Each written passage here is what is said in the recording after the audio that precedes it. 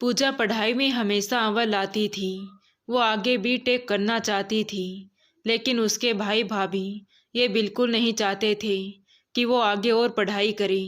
इसीलिए पूजा के भाई अनिल ने अपनी माँ सुमित्रा जी को भड़काना शुरू कर दिया। माँ, इस पूजा को बीटेक कराने की क्या ज़रूरत है? जितने रुपए आप उसकी पढ़ाई लिखाई में लगाओगे, उतने में तो उसकी शादी हो जाएगी। अनिल बेटा, तू ऐसे क्यों बोल रहा है? तू तो बहुत अच्छी तरह से जानता है कि तेरी बहन पढ़ाई में कितनी होशियार है। सुमित्रा जी ने कहा तो अनिल उन्हें समझाने की कोशिश करते हुए बोला, अरे मम्मी, आप मेरी बात समझने की कोशिश करो।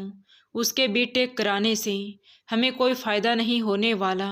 बीटेक करके वो कल को अपने ससुराल चली जाएगी और जो भी कमाएगी वो अपने ससुराल में देगी, तो फिर उसके ऊपर इतना खर्चा क्यों करना?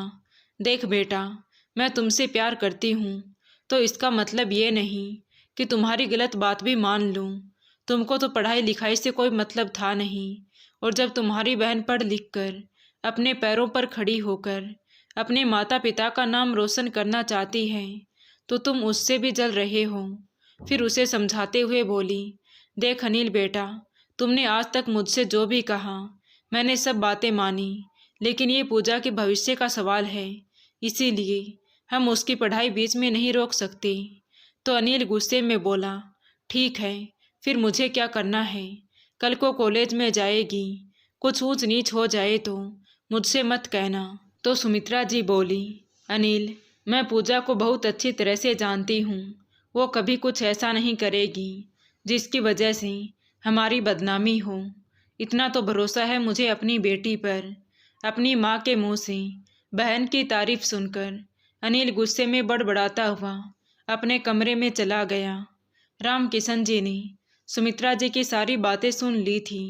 आज उन्हें बहुत अच्छा लग रहा था, क्योंकि सुमित्रा जी ने पहली बार अपनी बेटी पूजा का साथ दिया था। नहीं तो वो हमेशा अपने बेटे के साथ खड़ी रहती थी। शाम को पूजा कॉलेज से घर आई तो अपनी माँ सुमित्रा जी को उदास देखकर बोली, क्या बात है माँ, भैया ने कुछ कहा है क्या? नहीं, कुछ नहीं कहा बेटा, लेकिन तुम मेरी एक बात ध्यान से सुनना बेटा। अभी तक जैसे तुमने बहुत ही मन लगाकर पढ़ाई की है, आगे भी अच्छे से पढ़ाई करना और अपने पैरों पर खड़े होकर दिखाना। मैं चाहती हूँ मेरी बेटी बहुत अच्छी नौकरी करे, तुझे कभी किसी चीज़ की तकलीफ़ ना हो, ससुराल वाले तुझे कभी भी परेशान ना करें। अरे मम्मी, क्या हो गया है आपको? इतना परेशान क्यों हो रही हैं आप? मेरी बिल्कुल भी चिंता ना करें, देखना एक दिन आपको मुझ पर बहुत गर्व होगा।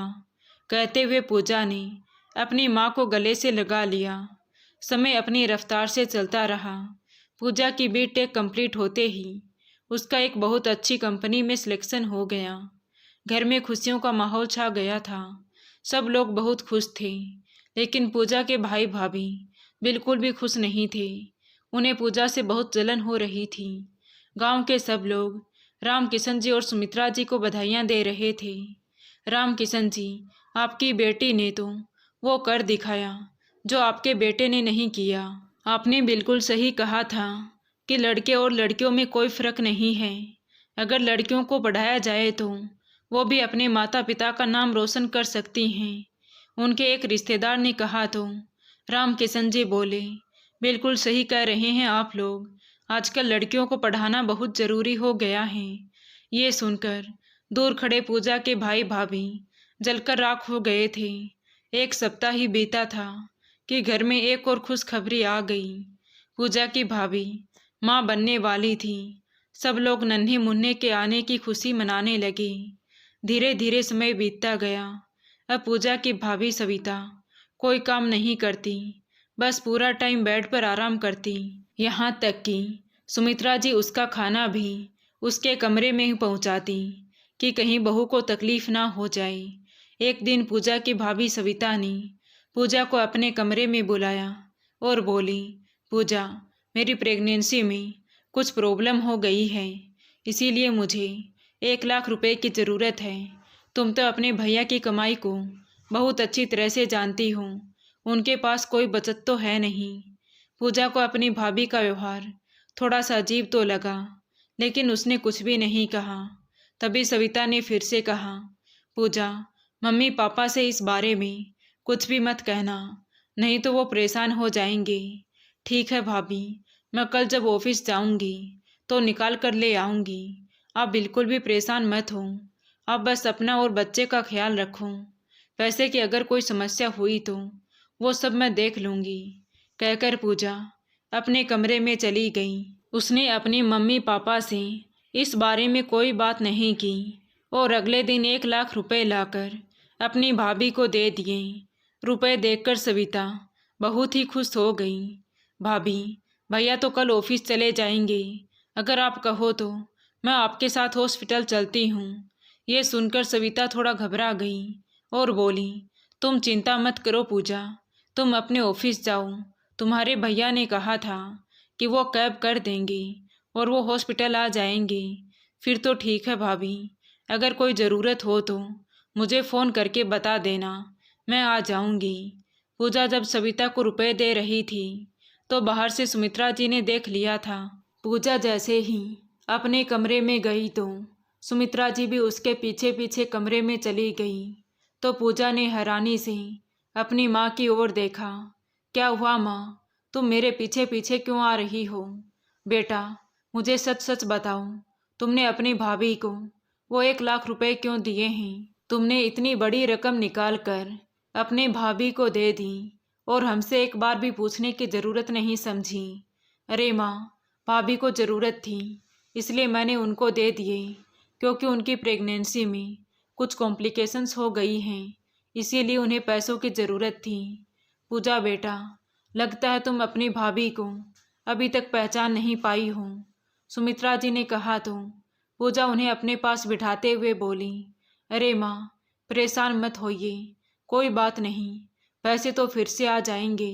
अगर मैं रुपए नहीं देती और भाभी के बच्चे को कुछ हो जाता तो शायद मैं अपने आप को जिंदगी भर माफ़ नहीं कर पाती। चल ठीक है बेटा, कोई बात नहीं, हम उसे पैसे देने से मना नहीं कर रहे हैं, लेकिन अगली बार अगर बहू तुमसे पैसे मांगे तो हमें ज़रूर बताना। ठीक है मम्मी, आगे से आपकी बातों का ध्यान रखूंगी। चलो अब जल्दी से खाना लगा दो, बहुत तेज भूख लगी है। तो सुमित्रा जी बाहर आकर सबके लिए खाना लगाने लगी। कुछ समय बाद सविता की सहेलियाँ उससे मिलने घर पर आई तो सुमित्रा जी उन सबको चाय नाश्ता देने के लिए उनके कमरे में जा ही रही थी कि उनकी आवाज़ सुनकर वहीं ठिठक गई। सविता की एक सहेली कह रही थी, यार सविता, तू तो घर बैठी ही पूरी सैलरी पा लेती है, अपनी ननद की सारी कमाई तो अपने ऐसो आराम में उड़ा देती है, और वो पागल इतनी बड़ी पोस्ट पर काम कर रही है, लेकिन उसको ये समझ नहीं आता कि तुम उसे बेवकूफ़ बना रही हो। तभी दूसरी सहेली बोली, ऐसे भोले भाले लोगों की वजह से ही तो हमारी ज़िंदगी ऐसो आराम में है। अगर ऐसे सीधे साधे लोग दुनिया में ना होते तो पता नहीं हमारा क्या होता, कहकर सारी सहेलियाँ ठहाके लगाकर हंसने लगीं। अच्छा सविता, ये बता, तुम्हारी ननद की शादी कब हो रही है? तुम्हारा एटीएम कब इस घर को छोड़कर जा रहा है? दूसरी सहेली ने कहा तो सविता बोली, तू चिंता मत कर, मैं अपना एटीएम इतनी आसानी से जाने नहीं दूंगी। मैं पूजा की शादी कभी नहीं होने दूंगी। जहाँ भी उसकी शादी तय होगी मैं उन लोगों से इतना भला बुरा कह दूंगी कि वो खुद ही इसके लिए मना कर देंगे। आज सुमित्रा जी को समझ में आ रहा था कि अनिल पूजा की शादी करने के लिए मना क्यों कर रहा था। वो लोग तो चाहते ही नहीं कि पूजा की शादी हो, वो तो बस अपनी बहन की कमाई पर जिंदगी भर ऐश करना चाहते हैं। सुमित्रा जी दबे पांव वापस अपने कमरे में आ गई और आकर अपनी बेटी पूजा को सारी सच्चाई बता दी। पूजा को यकीन नहीं हो रहा था कि उसके भैया भाभी उसके बारे में ऐसे सोचते हैं। उसने कहा, मम्मी आप बिल्कुल भी चिंता मत करो, अब भैया भाभी को सबक मैं सिखाऊंगी। समय बीता तो राम किशन जी ने अच्छा सा घर देखकर अपनी बेटी पूजा का रिश्ता तय कर दिया और 1 महीने बाद की ही शादी पक्की हो गई। ये देखकर उनके बेटे बहू के पैरों तले जमीन खिसक गई। उन्होंने तो सोचा भी नहीं था कि पूजा की शादी इतनी जल्दी हो जाएगी। पूजा ने अपनी माँ के साथ मिलकर शादी की तैयारियां शुरू कर दी थी। इधर उसके भाई भाभी ने उसका रिश्ता तोड़ने की कोशिश तो बहुत की, लेकिन कामयाब नहीं हुए। अभी लगभग 1 हफ्ता ही बीता था कि सविता ने कहा, पूजा मुझे 20,000 रुपये की ज़रूरत है। तो पूजा ने कहा, भाभी मैंने अपनी सारी पेमेंट मम्मी के अकाउंट में ट्रांसफ़र कर दी है, इसलिए अगर आपको ज़्यादा ज़रूरत है तो मम्मी से लेकर आपको दे देती हूँ। तो सविता नहीं चाहती थी कि ये बात मम्मी जी के कानों में पड़े, इसलिए उसने कहा, नहीं रहने दीजिए, मैं अनिल से कहकर इंतज़ाम करवा लूँगी। कहकर वो वहाँ से चली गई। आज सविता को यकीन ही नहीं हो रहा था कि पूजा ने उसको पैसे के लिए मना कर दिया है। समय बीता तो 1 महीने बाद बड़े ही धूमधाम से राम किशन जी ने अपनी बेटी पूजा की शादी कर उसे विदा कर दिया। ससुराल में पूजा की सास विमला जी ने भी अपनी बहू का बहुत अच्छे से स्वागत किया। शादी की पूरी रस्में निभाकर पूजा 2 दिन बाद पग फेरे की रस्म के लिए अपने मायके आई तो सुमित्रा जी ने पूछा, बेटी वहाँ सब लोग कैसे हैं? कोई तुझे परेशानी तो नहीं है ना? नहीं मम्मी, आप चिंता मत करो, वहाँ पर सभी लोग मेरा बहुत अच्छे से ध्यान रखते हैं। तभी अंदर से पूजा की भाभी सविता बाहर निकलते हुए बोली, 4 दिन की चांदनी फिर अंधेरी रात, अभी तुम वहाँ पर नई नई हो, इसीलिए सब तुम्हारा ध्यान रखते हैं। थोड़े दिनों के बाद उनका असली रंग तुम्हारे सामने आने लगेगा। भाभी के मुंह से ऐसी शब्द सुनकर पूजा को बुरा तो बहुत लगा, पर वो कुछ नहीं बोली और अगले दिन अपने पति सुमित के साथ वापस अपने ससुराल चली गई। कुछ दिन बाद पूजा ने अपना ऑफिस ज्वाइन कर लिया। धीरे धीरे करके दिन गुजरने लगे और 1 महीना बीत गया। सैलरी आते ही पूजा ने 10,000 रुपये अपनी माँ के अकाउंट में भेज दिए और बाकी के बचे हुए अपनी सासू माँ के हाथों में थमा दिए। जब पूजा के ससुर श्यामलाल जी ने विमला जी को रुपए देते हुए देखा तो वो बोल पड़े, अरे बहू, तुम्हें पैसे देने की ज़रूरत नहीं है, मुझे खुद ही इतने पैसे मिलते हैं कि हमारे अपने रुपए ही खर्च नहीं कर पाते। हमने तो आज तक सुमित से भी कभी पैसे नहीं लिए हैं, तो फिर तुमसे कैसे ले सकते हैं? तभी विमला जी बोल पड़ी, अरे कैसी बातें कर रहे हो आप? बहू इतने प्यार से दे रही है तो भला हम उसे मना कैसे कर सकते हैं? कहते हुए विमला जी वो पैसे लेकर अपने कमरे में चली गई। ये देखकर श्यामलाल जी को थोड़ा अजीब लगा कि जब बेटा इसे रुपए देता था तो ये रुपए लेने से मना कर देती थी, तो फिर आज इसने बहू से पैसे क्यों लिए हैं? पता नहीं इसके दिमाग में भी क्या चल रहा है। सोचते हुए श्यामलाल जी अपने कमरे में चले गए। कुछ देर बाद विमला जी ने बहू से पूछा, बहू तुम्हें कितनी सैलरी मिलती है? तो पूजा ने कहा कि मम्मी जी 60,000 मिलते हैं। अच्छा बहू, उनमें से 40,000 तो तुमने मुझे दे दिए, बाकी के तो तुम्हारे अकाउंट में ही पड़े होंगे ना? तो पूजा ने कहा, नहीं मम्मी जी, उसमें से 10,000 रुपये मैंने अपनी मम्मी के अकाउंट में भेज दिए। बहू, तुमने अपनी मम्मी के अकाउंट में पैसे क्यों भेजे हैं? अब तुम्हारी शादी हो गई है, इसलिए उनको रुपए भेजने की कोई ज़रूरत नहीं है। नहीं मम्मी जी, जब मेरी नौकरी नहीं लगी थी तभी मैंने सोच लिया था कि जब कभी मेरी नौकरी लगेगी तो मैं अपनी सैलरी से 10,000 रुपये अपने माँ बाप के अकाउंट में ज़रूर डालूँगी, ताकि बुढ़ापे में उन्हें कोई तकलीफ़ ना हो। क्योंकि भैया भाभी का तो कोई भरोसा नहीं है, वो उनका साथ देंगे या नहीं। अगर मम्मी पापा को कभी कोई समस्या हो जाए तो किसी के सामने उन्हें हाथ ना फैलाना पड़े, इसीलिए मैं 10,000 रुपये हमेशा उनके अकाउंट में डालती रहूँगी। क्योंकि आज मैं जो कुछ भी हूँ उन्हीं की वजह से हूँ। अपनी बहू की बातें सुनकर श्यामलाल जी बहुत ही गर्व महसूस कर रहे थे कि उन्हें पूजा जैसी बहू मिली, लेकिन अपनी पत्नी की बातें सुनकर उनको बहुत ही गुस्सा आ रहा था। विमला जी बोली, बहू अब से तुम मेरे अकाउंट में 50,000 रुपये भेज दिया करना। ठीक है मम्मी जी, कहकर पूजा अपने कमरे में चली गई। लेकिन श्यामलाल जी विमला जी पर बरस पड़े। विमला, ये सब क्या था? तुम्हें बहू की सैलरी से क्या लेना देना? मैं जितना कमाता हूँ वो तुम्हारे लिए कम पड़ने लगे क्या? अगर कम पड़ रहे हैं तो मुझे बता दो। मैं रिटायर हो गया हूँ, इसका मतलब ये नहीं कि मैं तुम्हारी ज़रूरतें पूरी नहीं कर सकता। श्यामलाल जी को गुस्से में देखकर विमला जी कुछ नहीं बोली और पैर पटकते हुए अपने कमरे में चली गई। समय अपनी गति से चलता रहा।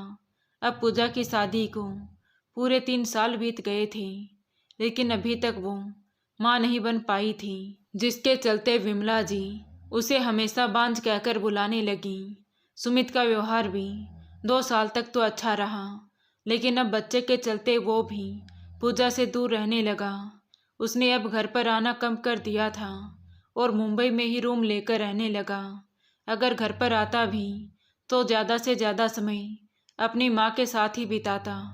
पूजा ने उसे कई बार समझाने की कोशिश की कि मेरे में कोई कमी नहीं है, एक बार डॉक्टर को दिखा लेते हैं, लेकिन सुमित ने उसकी कोई बात नहीं सुनी। इसी तरह 1 साल और बीत गया।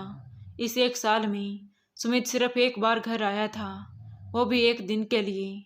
लेकिन हाँ, विमला जी कोई ना कोई बहाना बनाकर 1-2 महीने में ये बताकर 1-2 हफ्ते के लिए कहीं बाहर चली जाती कि वो अपने रिश्तेदार के यहाँ जा रही हैं। इस बार 1 महीने के लिए वो घर से बाहर जा रही थी। पूजा ने पूछा तो विमला जी बोली, सुमित की तबीयत खराब है, इसीलिए मुझे उसके पास जाना है। लेकिन मम्मी जी, मेरी तो कल ही सुमित जी से बात हुई थी, उन्होंने मुझे तो इस बारे में कुछ भी नहीं बताया। आप ऐसा कीजिए मम्मी जी, आप घर पर रुक जाइए, मैं ऑफिस से 1 महीने की छुट्टी ले लेती हूँ और मैं सुमित के पास चली जाती हूँ। पूजा ने कहा तो विमला जी गुस्से से बोली, तुम्हारा दिमाग तो ठीक है ना, मैं उसकी माँ हूँ, उसके पास क्यों नहीं जा सकती? और फिर तुम्हें छुट्टी लेने की क्या ज़रूरत है? तुम अपना काम करो, मैं चली जाऊँगी। इतना कहकर विमला जी मुंबई के लिए निकल गई। तो पूजा समझ गई कि ज़रूर कोई ना कोई बात है जो ये लोग मुझसे छुपा रहे हैं। उसने 1 हफ्ते की छुट्टी ली और अपने ससुर से कह दिया कि वो अपने मम्मी पापा के पास जा रही है, लेकिन वो वहाँ न जाकर मुंबई के लिए निकल गई और मुंबई पहुंचकर एक होटल में ठहर गई, क्योंकि उसने सोच लिया था कि अब वो सच्चाई का पता लगाकर ही रहेगी कि आखिर पिछले 2 सालों से चल क्या रहा है। सुमित का ऑफिस शाम को 6 बजे बंद होता था और पूजा उसके ऑफिस के बाहर 5:30 बजे पहुंच गई थी। ठीक 6 बजे सुमित अपने ऑफिस से बाहर निकला और पूजा ने उसका पीछा किया। सुमित जहां पहले किराए पर रहता था वहां नहीं गया, बल्कि वो तो किसी और मकान में गया। ये देखकर पूजा हैरान रह गई। उसने घर की नेम प्लेट पर देखा तो वहां पर रवीना चौधरी नाम लिखा हुआ था। पूजा कुछ सोच पाती उससे पहले उसने देखा कि उसके बगल वाले घर से एक अम्मा जी निकल रही थी। पूजा उनके पास गई और बोली, आंटी जी, ये रवीना चौधरी कौन है? उनके बारे में आपको कुछ पता है क्या? तो अम्मा जी ने कहा, हाँ बेटा, रवीना सुमित की पत्नी है और अभी उसकी प्रेगनेंसी को 9वां महीना चल रहा है, इसलिए उसकी सास आई हुई है। यह सुनते ही पूजा के पैरों तले से जमीन खिसक गई। उसे यकीन नहीं हो रहा था कि उसकी पीठ पीछे ये सब हो रहा है। एक पल के लिए उसे ऐसा लगा जैसे उसकी पूरी दुनिया ही उजड़ गई हो।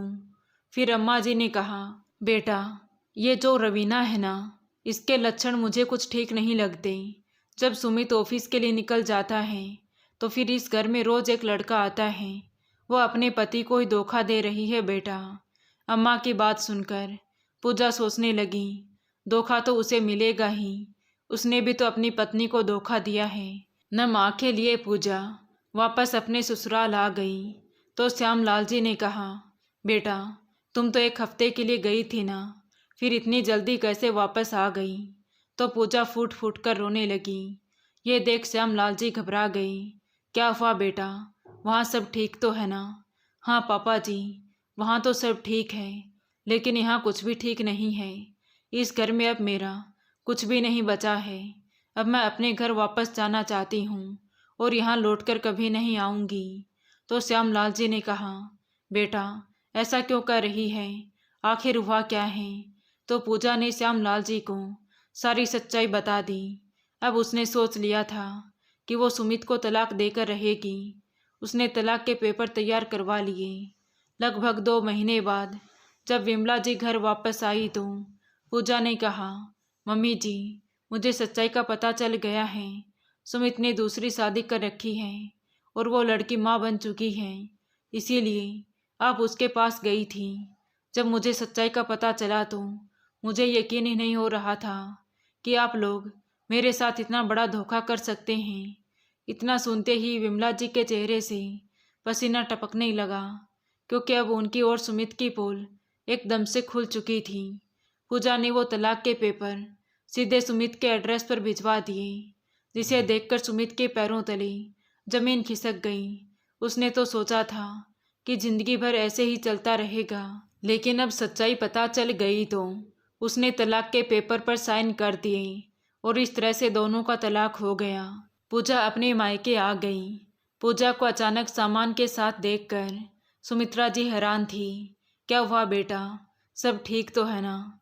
कुछ भी ठीक नहीं है माँ, कहकर पूजा सुमित्रा जी के गले से लगकर फूट फूट कर रोने लगी और सारी सच्चाई बता दी, जिसे सुनकर माता पिता भी अंदर तक टूट गए। पर होनी को कौन टाल सकता है। धीरे धीरे करके 1 साल गुजर गया। अब पूजा ने भी अपने घर वालों की जिद पर अपनी कंपनी में काम करने वाले विकास के साथ शादी कर ली। विकास ने पहले से ही एक वृद्धाश्रम खोल रखा था। अब पूजा भी अपनी आधी तनख्वाह उसी वृद्धाश्रम में दान करने लगी। पूजा की दूसरी शादी को 6 महीने ही गुजरे थे कि तभी एक दिन उसे पता लगा कि वो माँ बनने वाली है। ये देखकर आज उसकी खुशियों का कोई ठिकाना नहीं था। वो मन ही मन सोच रही थी कि जिस कमी की वजह से सुमित ने उसे छोड़ दिया था, वो कमी तो उसके अंदर थी ही नहीं। खैर, अब उस बात को सोचकर क्या फ़ायदा। कुछ समय के बाद पूजा ने एक प्यारे से बेटे को जन्म दिया, जिसका नाम तनुज रखा। अब पूजा के पास किसी चीज़ की कोई कमी नहीं थी। खुशियों भरे दिन पंख लगाकर उड़ने लगे। लेकिन तभी एक दिन पूजा की सहेली रचना ने उसे बताया कि आज उसने उसकी सास विमला जी को सड़क पर भीख मांगते हुए देखा था। वो उन्हें पहचान गई, इसलिए उसे उन्हीं के वृद्ध आश्रम में छोड़कर आ गई है। ये सुन पूजा हैरान हो गई। उसने कहा, तुमने किसी और को देख लिया होगा। वो भला यहाँ सड़क पर भीख क्यों मांगेगी? नहीं पूजा, तुम चाहे अपने वृद्ध आश्रम में जाकर देख लेना। वो तुम्हारी सास विमला जी ही थी। पूजा ने उस समय रचना से कुछ नहीं कहा और घर वापस आ गई। पूजा को अब सब कुछ जानने की उत्सुकता हो रही थी कि आखिर इन 3 सालों में ऐसा क्या हुआ जिसकी वजह से सासू माँ की ऐसी हालत हो गई। अगले दिन पूजा ने अपने ऑफिस से छुट्टी ली और वृद्ध आश्रम में पहुंच गई। वहां जाकर देखा तो सामने विमला जी को देखकर हैरान रह गई। विमला जी सामने पूजा को देखकर फूट फूट कर रोने लगी। प्लीज़ पूजा, मुझे माफ़ कर दीजिए।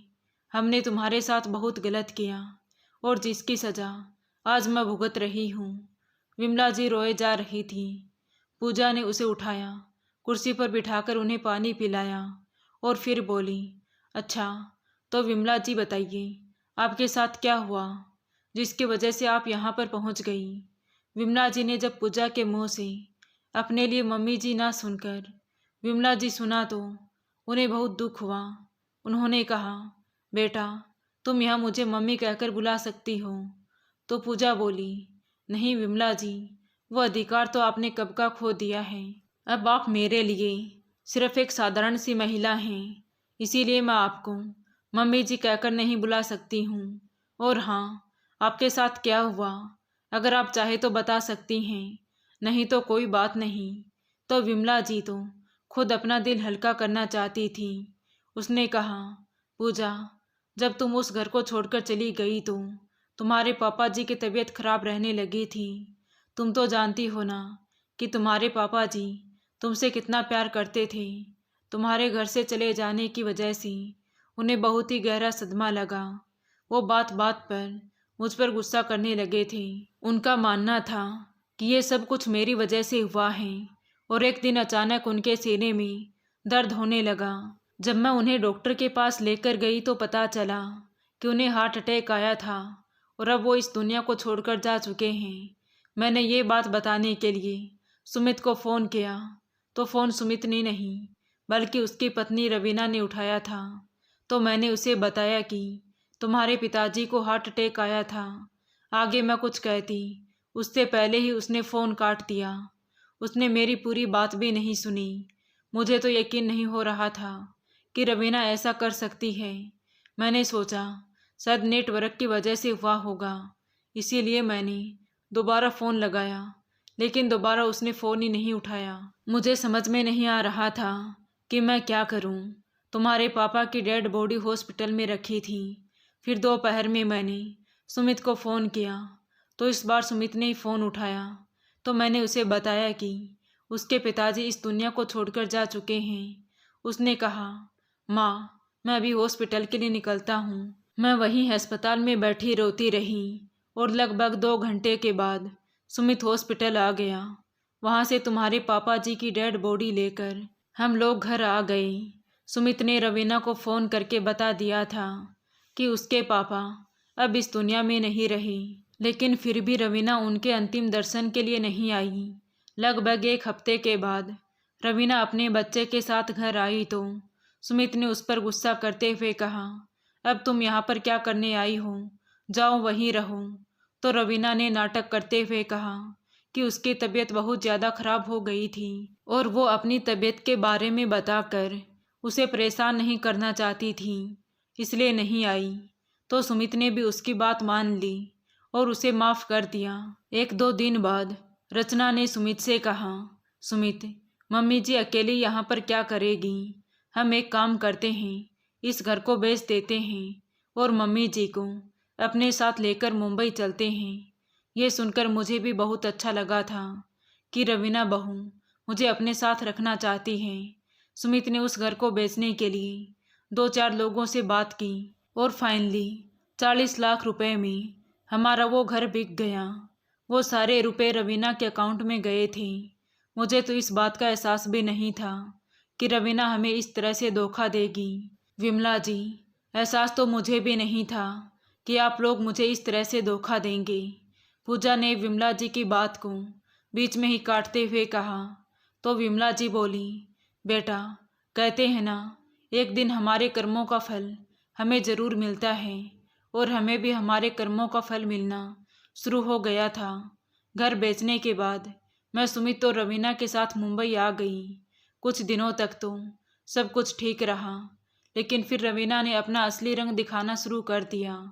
अब रवीना धीरे धीरे करके सारा काम मुझसे करवाने लगी, यहाँ तक कि वो अपने बेटे की देख रेख भी खुद नहीं करती थी। धीरे धीरे करके 2 महीने गुजर गए। इन 2 महीनों में कई बार ऐसा हुआ कि सुमित के चले जाने के बाद कोई लड़का आता जिससे रवीना बहुत हंस हंस कर बातें किया करती थी। मैंने कई बार उससे पूछा कि वो लड़का कौन है, लेकिन रवीना ने इसके बारे में मुझे कुछ भी नहीं बताया। एक दिन मैं घर के बाहर निकली तो मैंने देखा आसपास के लोग रवीना और उस लड़के के बारे में गलत बातें कर रहे थे। तो मैंने घर जाकर रवीना बहू से पूछा, बहू वो लड़का इस घर में आता है, क्या ये बात सुमित जानता है? मेरे इतना बोलते ही रवीना गुस्से से बोली, मम्मी जी आपको ज़्यादा दिमाग चलाने की ज़रूरत नहीं है, अपने काम से काम रखा करो। अगर ज़्यादा जबान चलाने की कोशिश की तो इस घर से धक्के मारकर बाहर निकाल दूंगी। आपको पता है ना कि ये घर मेरे नाम पर है। इतना बोलकर बहू पैर पटकते हुए अपने कमरे में चली गई। अब तो उस लड़के का आए दिन आना जाना हो गया था। जब उसका मन करता वो चला आता और रवीना के साथ उसके रूम में बैठा रहता। ये देखकर तो मेरी जान ही निकल जाती थी कि किस तरह से रवीना मेरे बेटे को धोखा दे रही है, और मैं चाहकर भी कुछ नहीं कर पा रही थी, क्योंकि रवीना ने मुझे डरा धमका कर रखा था कि अगर मैंने सुमित को कुछ भी बताया तो वो अपने बेटे को जान से मार देगी, और मैं हमारे वंश को खोना नहीं चाहती थी। इसीलिए मैं चुपचाप सहन करती रही। लेकिन एक दिन मैंने वो सुना जिसकी कल्पना मैंने सपने में भी नहीं सोची थी। वो लड़का और रवीना दोनों कमरे में बैठे हंस हंस के बातें कर रहे थे। मैं वहीं से गुजर रही थी कि तभी मैंने सुना पूजा उस लड़के से कह रही थी कि सुमित को इस बात का कभी पता नहीं चलेगा कि प्रियांशु उसका नहीं बल्कि हम दोनों का बेटा है। ये सुनकर तो मेरे पैरों तले से ज़मीन ही खिसक गई। मुझे तो विश्वास ही नहीं हो रहा था कि जो मैं सुन रही हूँ क्या वो सच है। उन दोनों ने तो मेरे बेटे को मारने की प्लानिंग भी कर ली थी, क्योंकि सारी प्रॉपर्टी तो रवीना के पास ही थी। मैं दबे पांव वापस आ गई। अब मैंने सोच लिया था कि मैं अपने बेटे सुमित को कुछ नहीं होने दूंगी।